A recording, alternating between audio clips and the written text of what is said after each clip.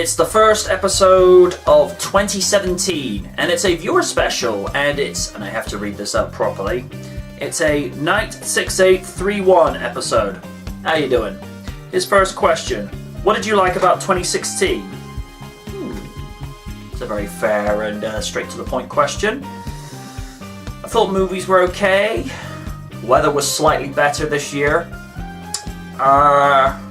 Liked hearing the news that Knight Rider was being rebooted for 2017 under Justin Lin's supervision and direction, so that should prove intriguing as to how that pans out for this year.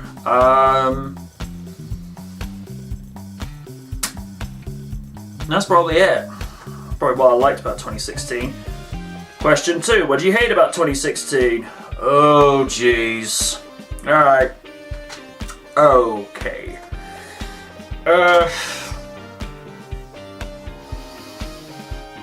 felt like a lot of nonsense for the sake of nonsense happened. I didn't like the way the BBC was so biased about the Brexit coverage.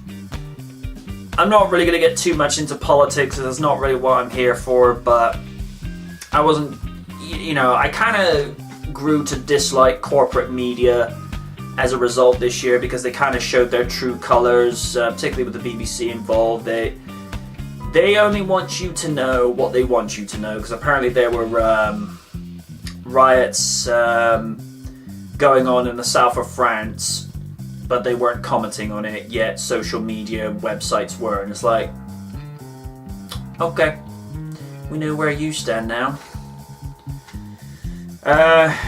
And nobody wanted Ghostbusters 2016. The movie may have wanted it, but I think when you look at Ghostbusters objectively and logically, it didn't need a reboot. I think it's one of those situations where if the original was terrible and took no money, then I'd say, yeah, you know what, fair enough, have at it, go on, take another shot. But best to my recollection, Ghostbusters 1984 or the real Ghostbusters, that was a damn good movie.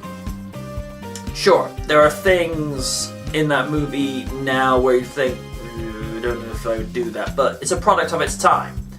A lot of the dialogue is timeless, especially with, you gotta try this pulp, that's a big Twinkie, People know these lines off by heart, or it's like, if there's a steady paycheck in it, I'll believe anything you say.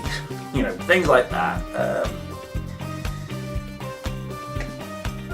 Not 100% sure about the Power Rangers movie as more and more details get brought to light. Like, for example, Goldar is scattered across the earth as, bits of dust and whatnot. I'm okay with the idea of Rita being a former Green Ranger, but there's just a lot of the stuff that's just a little bit unnecessary, and a lot of celebrity deaths in 2016. Oh boy.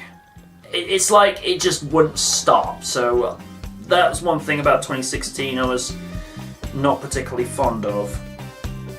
And which leads into the third question. What is your opinion on the amount of celebrities that bit the dust this year? I probably wouldn't have put it as bluntly as that, but we lost a lot of good people this year.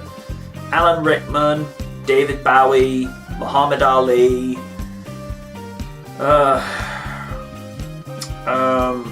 Gene Wilder, China, and then of course we lose Carrie Fisher, Debbie Reynolds, but the one that hit home personally for me was George Michael.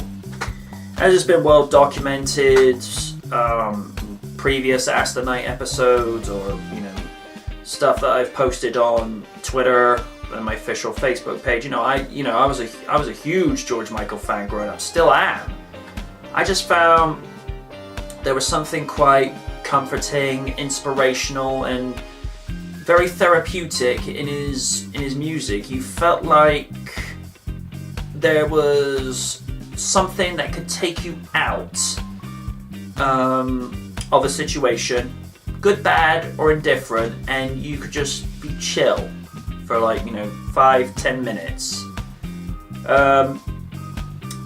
If you listen to the lyrics of Jesus to a Child, which he wrote as a way of remembering his deceased lover from Brazil called Anselmo, the lyrics are very comforting and very very soothing, because at some stage in our lives we've all lost someone near and dear to us, and it's actually, like I say, very comforting. And then you get songs like Amazing, which is so uplifting and so pleasant, and or to even when stuff he did with Wham, to things like Wake Me Up Before You Go, Last Christmas, which the one Christmas song, one of the greatest Christmas songs never to be #1, which is tragic.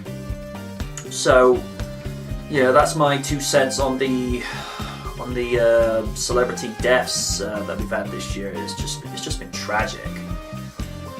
On a lighter note, those have been your 3 questions for this week. You know how this shtick works by now.